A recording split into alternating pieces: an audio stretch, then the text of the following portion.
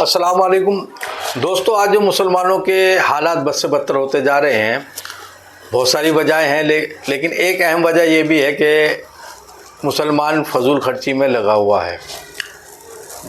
फजूल खर्ची, कपड़ों में फजूल खर्ची, खाने में फजूल खर्ची, मकानों में फजूल खर्ची और शादी ब्याहों में फजूल खर्ची। शादी इस्लाम में नहीं है, बारातें इस्लाम में नहीं है। इस्लाम में है निकाह, अल निकाह मिन सुन्नती। निकाह पढ़ो और निकाह को आसान बनाओ। जिस निकाह में कम से कम खर्च होगा वो निकाह बरकती है, उस निकाह में बरकत है। ये साफ हदीस है। तो निकाह है और हमने क्या है कि हमने गैरों का तरीका अपना लिया है कि हम बारात लेके जाएंगे। लड़की वाले ज़बरदस्ती 300 आदमी 400 आदमी की बारात लेके जाएंगे और डिमांड करेंगे हमारे बारातियों का भाई स्वागत बहुत अच्छे तरीके से होना चाहिए। उस पर हम एक तरह से लड़की वाले पे जुल्म कर रहे हैं, जबकि लड़की वाले का कोई खर्च नहीं है। निकाह में कोई खर्च नहीं है। निकाह में एक खर्च है थोड़ा सा कि छुआरे तकसीम करने हैं, तो छुआरे का हक जो है तकसीम करने का वो लड़के वाले का, लड़की वाले का नहीं। निकाह के बाद में दूसरे दिन वलीमा करना है, वो भी लड़के वाला करेगा, लड़की वाले का कोई खर्च नहीं है। छुआरे में कोई ज़्यादा पैसे नहीं लगेंगे और वलीमा सुन्नत है वो भी मुख्तसर कर लो, बहुत आसान है। 10-20 आदमियों में निकाह कर लो और वलीमा कर लो। 50 आदमियों में घर के बिठा लो, पड़ोसी बिठा लो, गरीबों को खाना खिला दो। तो आसान है, लेकिन हमने उसको मुश्किल बना दिया। 1000 आदमियों का, 2000 आदमियों का प्रोग्राम होगा, बड़ा होगा, बड़े खाने होंगे, बड़े खर्च होंगे, बड़े टेंट होंगे, नाम होगा।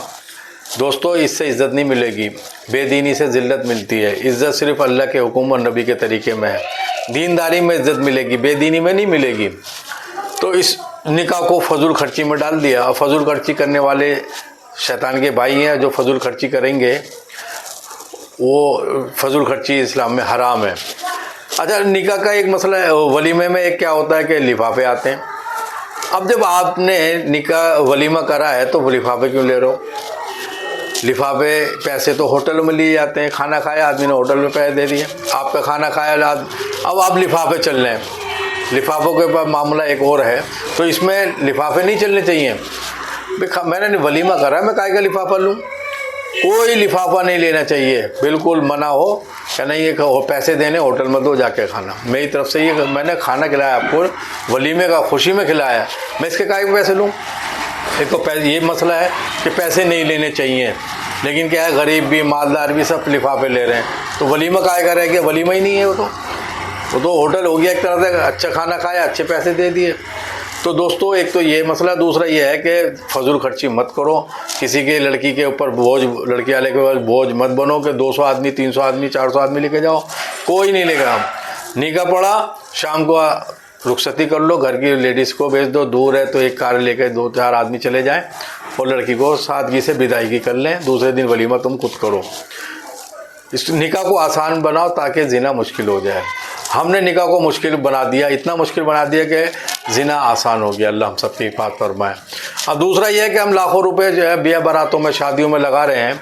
10-20 लाख रुपए लड़की वाले, गरीब के बता रहा हूँ मैं, 10 लाख रुपए लड़की वाले खर्च करा दिए, वलीमा करा, बारात ले गए, 10-12 लाख रुपए जो है लड़के वाले। अब इनके हालात देखो गरीबों के, कि लड़की वाला भी जो है उधार मांग के बेचारा फिरता रहा है कि भाई यार कुछ पे सेटिंग हो जाए, इधर उधर से जुगाड़ कर रहा है, चाहे अपने प्रॉपर्टी बेच रहा है, लड़की का निकाह पढ़वाना है। इधर लड़के वाले भी इधर उधर से पैसे इकट्ठे करके वलीमा कर रहे हैं, नामो निगार के लिए जी 10-20 लाख रुपए खर्च करना। ये सारा गलत तरीका है। ज़्यादा पैसे मत करो। और बल्कि मेरी दरख्वास्त है दीनदार लोगों से कि ऐसी ब्याह बारातों का बाइकाट करो। भाई मस्जिद में निकाह करोगे, हम मस्जिद में निकाह में शामिल हो जाएंगे, लेकिन हम बारात में नहीं जाएंगे, ना लड़की वालों की तरफ से ना लड़के वालों की तरफ से। ये लड़की की शादी है, लड़की की शादी है, भाई आराम से अकेले मामला करो। बोझ ही नहीं बनना, ना लड़की वालों की तरफ से बोझ बनना है, ना लड़के वालों की तरफ से बोझ बनना। दोनों तरफ से लड़की वाले के ऊपर बोझ नहीं बनो। वो तो इज़्ज़त के लिए, रस्म और रिवाज के लिए वो चीज़ें कर रहा है। गरीब तो मालदार अपने दिखावे के लिए कर रहा है कि मेरे पास इतना पैसा है, 10 प्रोग्राम कर रहा है, लाल खत है, मानियो है, ये है, दहेज उठेगा, वो उठेगा, 10 प्रोग्राम कर देता है, लाखों रुपए उसमें खर्च हो जाते हैं। एक शादी नहीं होती बल्कि 10 शादियाँ एक शादी के हिसाब में हो जाती हैं। तो भाइयों आपसे दरख्वास्त है, निकाह को आसान बनाओ, फजूल खर्ची से बचो। ये पैसा अपने बच्चों को पढ़ाई में लगाओ। आप बच्चों को इंजीनियर, डॉक्टर, साइंटिस्ट अच्छे अच्छे कोर्स कराओ।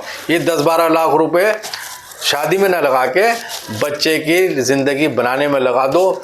अगर पढ़ाई करता है सही है, नहीं पढ़ाई करता कारोबार में लगा दो, ताकि वो कि दूसरी जगह नौकरियों से करने से तो बच जाए।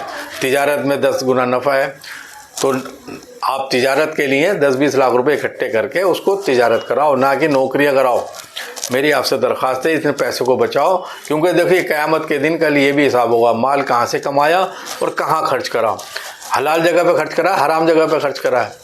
तो इसलिए मेरे भाइयों, इन चीज़ों का, ऐसे फजूल खर्चियों का बाइकाट करो, बचो, खुद भी बचो और दूसरों को भी मना करो। अस्सलाम वालेकुम।